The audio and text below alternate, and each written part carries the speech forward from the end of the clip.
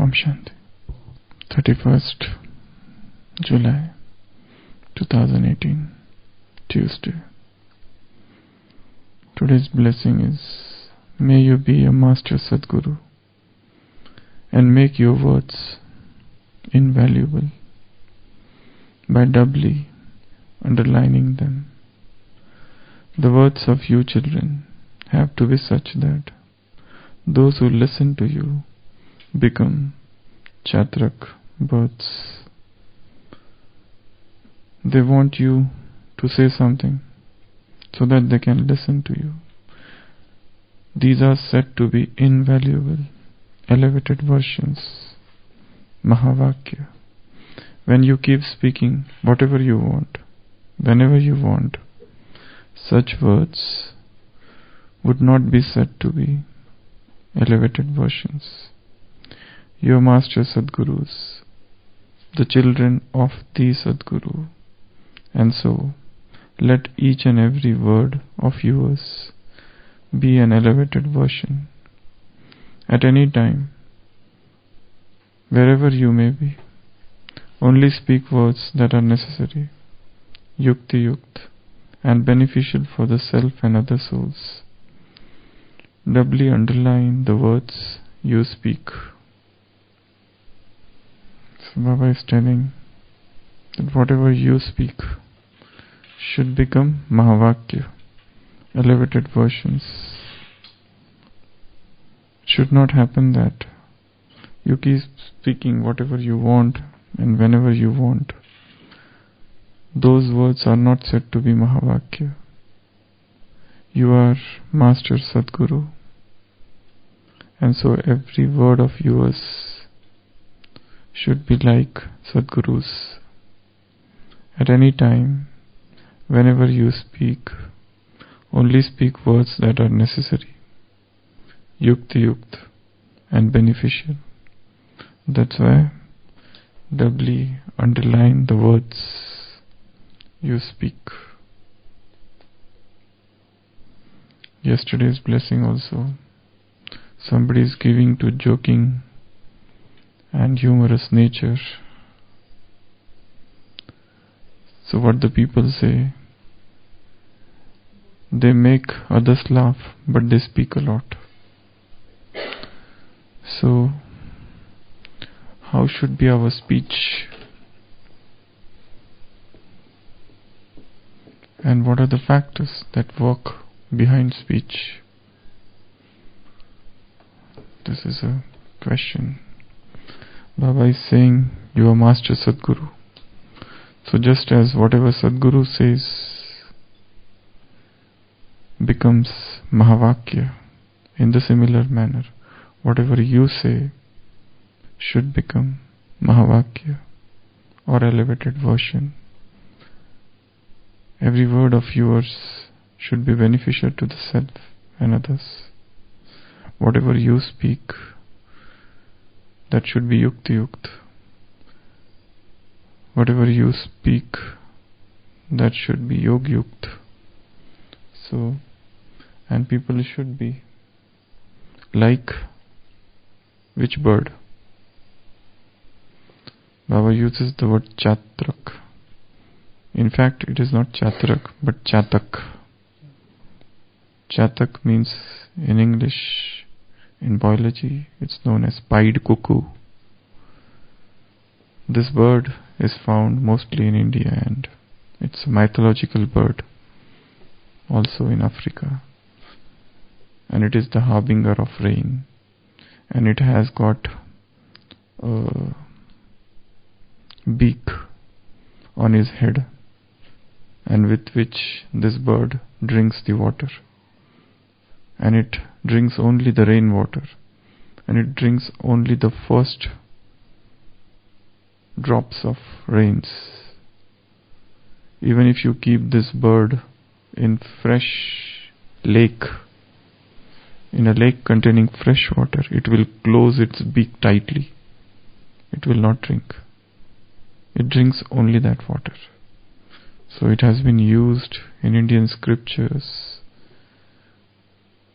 to describe the desire, the thirst for God's love. This Chatak is not satisfied with anything other than God's love. So Baba is saying here that whatever you speak, others should be like Chatak, that pied cuckoo bird, willing to listen. So how should be our speech? If any Brahmin soul is asked this question, how should be our speech, he can name at least 10 adjectives. It should be Saman Yukt, Yog Yukt, Yukti Yukt. It should be Vardani, blessing others. It should be Raz Yukt, full of secrets. It should be giving happiness. It should be very sweet. It should be less. It should be powerful. It should be beneficial to the souls. It should be motivational, inspiring souls. It should not be depressing them. It should be uplifting their souls. It should be reminding them of God. It should be creating in them, generating in them a flow of God's love. So that answer is there. We know that. But now, what are the factors that influence our speech? We know these are the words we should speak. This is the result. That is the speech. But what are the factors responsible for the speech? Attitude. Our attitude. Then vritti, perspective. Our bhavana, feelings and emotions. Our bhav. Then our relationship with the person. Our experiences with that person. Then what are the factors working behind the speech? Our need of speech, why we are speaking with the person. Yeah. Why we are speaking. Are we going with some selfish interest, or our intent is pure or impure, selfish or selfless? And what are the other factors working behind the speech? What is behavior with us last time? Our experience. If he had very bitter behavior with us last time, probably even though we want to speak good, but we may not. Again, if there is some suppression here, suppression of feeling, if there is a grudge and negative attitude, negative feeling, and we have tried to suppress it, so somehow that suppression will come out. It will seek vent, it will seek some outlet through the speech. So even though we had good feelings, but then still somehow that thing will come out. Then what else? Post and position of the person. Yeah, that depends. If we have some work and he is at a high post, even if we are disturbed by that person, but he is at a higher position and post, somehow person resorts to flattery, sycophancy. So there are a lot of sycophants or flatterers, chatukar, and we become that. Because we do not want to live in the lake and have enmity with crocodile. What else? What else is working behind our speech? Our nature, our own sanskars, our own habits, our own deep-rooted habits are working behind our speech. So these are so many things which are below. Speech, if this is the iceberg, What is shown above is just a very small part. Half part is below, submerged beneath the surface of water. And these are all the things, our sanskars, our natures, our habit, our experiences, our attitudes, our relationships, our interests, our intentions. Everything is here. Our feelings, our emotions. Even though Srimad says to me that I should speak sweet, I should say less.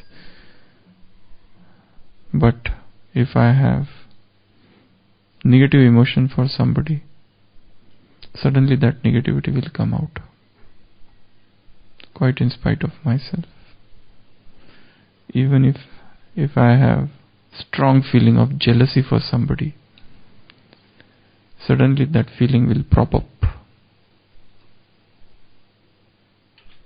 If I have a suppressed feeling of ego, and on the surface I try to be an instrument, I try to show that I am instrument, I am instrument, I am instrument. But ego is very deep within. So that ego will try to come out. That ego will try to surface. It is said there are two types of speeches. Two types of, not that public speaking thing, but two types of words or speeches we speak. One is prem, love, language of love. Another is language of logic, tark. When we are using language of logic, we engage in arguments, we engage in debates. Our goal is to defeat the other person. Vaad vivad. Our goal is to prove that I am right. Our goal is to prove that the other person is wrong. Our goal, our aim, our intention, our target is that person, not me. I want to defeat him. So this is the language of logics. You must have seen debates, how they debate. It is just about defeating others. It's just about enjoyment. It's just about joy of defeating others.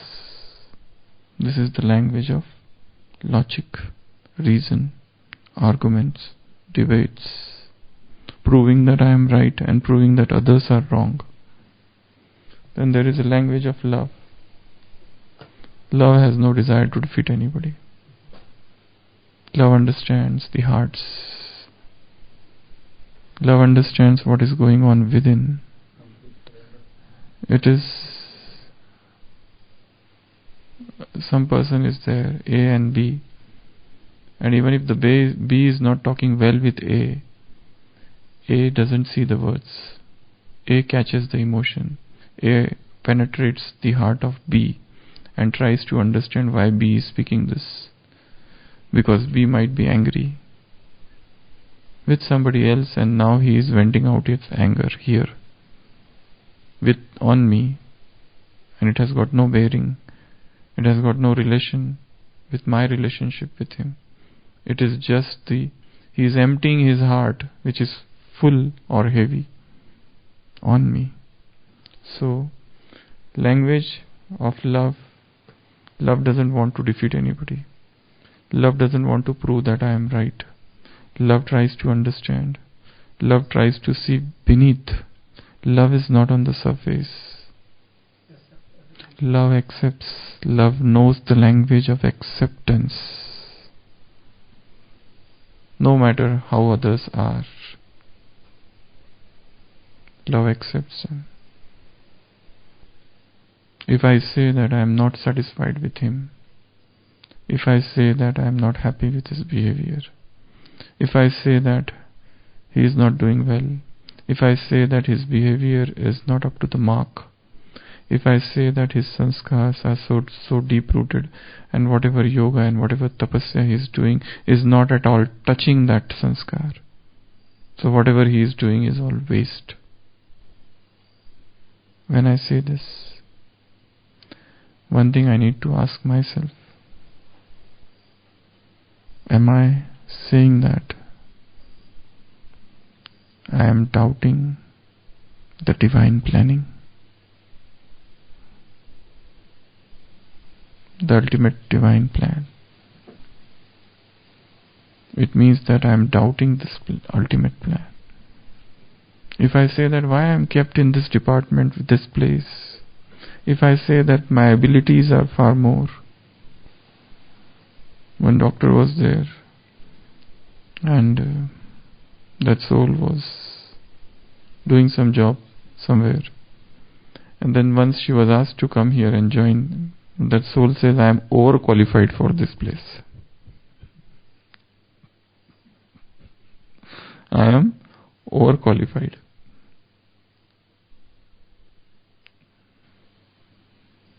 So, language of logic talks in terms of calculations. Love is beyond calculation. Love is beyond reason. Love is beyond logic. Love understands not just brains, but souls, but hearts, but feelings, but emotions. It touches that which is impalpable. It listens that which is inaudible. It smells that which is far away. It sees the invisible. It feels the unfelt.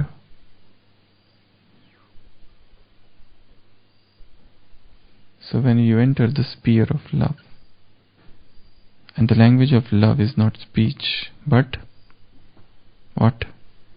Silence. Love speaks in silence.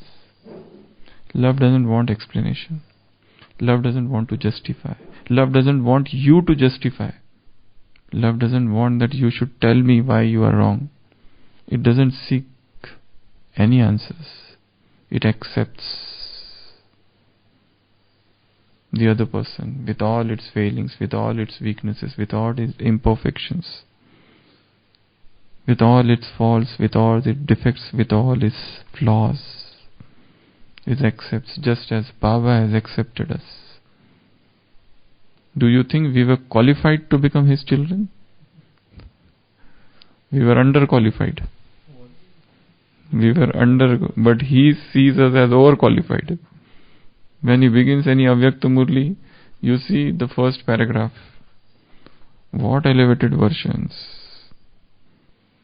What all he is talking. You are this, you are that. You are the foundation, you are the great souls, you are the elevated souls, you are the lovely lucky stars. You are the Christmas decoration of this Christmas tree of the Kalpa Vriksha. And he is narrating the story of this tree. And he is telling that you are at the root, you are at the base, you are the foundation. You are responsible for everything that is happening in the world. Whatever you do here, that becomes the tradition or rituals of the Bhakti Marg. This is how he sees. This is what is his vision. This is how he, because he is the ocean of love. He doesn't know to hate. The language of hatred is unknown to him. No matter who comes in front of him. If somebody comes with that, what is that rifle? AK-57? 47. And he threatens Baba, stop all this. So Baba will get afraid? What Baba will say? Good that you came. This is an excuse that you came here. Bab Dada is happy that you are here. You will go ahead. So blessings will pour out. The rain of blessings, the shower of blessings from his lips. So our words should be yukti yukt. Our words should be Yog Yukt. Our words should be Vardhani. Our words should be what? Full of good wishes. Our words should be jewels. Our words should be diamonds. Our words should be Haribhai. How should be our speech? Beneficial to the soul. Our words should be inspiring. Our words should be motivational. Our words should be uplifting the soul. Our words should be powerful. Our words should be valuable. Our words should be loveful. Our words should be full of sweetness, purity. Our words should carry the vibrations of purity. Our words should be attractive. Our words should be sweet. Our words should be less. Our words should be short. Our words should carry impregnated with power. Sar garbhit. Impregnated with essence. Our words should be as if they should get recorded. Just as we record here. But I am not talking of these words. Words, they start when you enter your karma field. Karma kshetra. That is the words Baba is talking of. Not the Amrit Vela you are sitting nicely. And you are speaking something. Not these words. Words when you are on the stage. Not behind the stage. When you are online. When you are on the stage, is your work field. That time Baba is talking about. Not when you are on the stage and giving speeches. That is different. That is quite easy. But when you are amidst those people who are unfriendly, who are hostile, who are talking against you, who are commenting upon you, who are backbiting, who are maligning, who are casting aspersions, who are trying to pull, who are becoming an obstacle in your path, who are talking ill about you. Those words Baba is talking. How they should be? As if they should get recorded. That should be recorded and sent. This is the morning class, and this is the horrible and dangerous words spoken by the same person during the karma kshetra. Battlefield. We are at war with Maya. So how should be our words? Smooth. How should be our words? Limited, polite, full of etiquettes, respecting others. It should be using very respectful words for others. We should not think others are our servants. How do we talk with those who are at a lower position? We should not think that they are slaves or servants or at an inferior position. As a soul or are same. Then how should be our words? They should bring enthusiasm in soul. They should fill the dried and parched up soul, fill with those souls with wetness of God's love. They should bring about greenery. They should be meaningful, essential, meaningful, powerful, loveful, lawful. They should bring about success. They should become reality. They should become Siddhi Swarup. So they should be true. They should be truthful. Not lies, bundle of lies.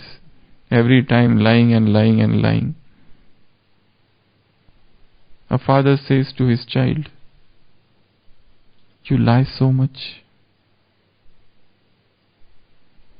When I was of your age, I never used to lie." The son said to the father, "Then when did you started lying? When did you start to lie? When you began the lying thing?" Yesterday morning in the Naki lake, 3 boys were going and they were carrying school bags. So those people some well-to-do people of Mount Abu. They were going by, they were asking, where are you going? They said, we are just going some work. But this is a school time. How can you go somewhere? And they just caught them, 3 boys. Because they were going on the Naki side. This is a school timing, they are carrying school bags. And they are going, we are having some work there. What work? In the morning time? You are going to the school, telling your parents that you are going to school and bunking school and going somewhere else. So, our words should be full of truth. This is a great sadhana. It is said in Bhakti Marg, if you practice truth for 12 years, whatever you speak, that will become true. It was Dadi Prakashmani who used to stand up in the administrating conference or political conference. Which conference? This political wing, where Dadi Prakashmani would stand and say, since my birth till now, I have never spoken untruth. And they all used to get flat to listen to that. Who can speak like this? And those politicians, bundle of lies. From top till toe, only lies. In that conference, Dadi Prakashmani used to say, in front of all those so-called politicians, that in my life, from my childhood till now, I have never lied. Who can say this? What power is needed? That's why they would bow down in front of truth, because truth has that power. So our words should be truthful, and as I said, behind the words so many things are working. Our intention should be pure, our sanskar should be pure, our emotions, our feelings, our suppressed desires, our vested interest, and our behavior, our relationships, our perspective, our attitude, our vritti, our drishti, our everything. This is all the things which is working behind the speech. So, Baba is saying in today's blessing, our words should be Mahavakya. Our words should be, others should be listening to us as if they are Chatak. Our words should be elevated version, invaluable. Our words we should not speak whenever and whatever we want. Keeping on speaking and speaking and speaking. We are master Sadgurus, children of the Sadguru. So whatever Sadguru speaks, we have to speak the same. How Baba speaks? Very slowly, but it is too slow. But Baba wants that you should speak like this. He comes from above, that's why? Okay. Brahma Baba, when Shiva Baba in the Brahma Baba used to speak very fast. Yeah. So here, whatever. So, Master Sadguru, and any time speak only those words who are yukti-yukt, necessary, beneficial, and that's why double underline, like this. Double underline what? The words you speak. Om Shanti.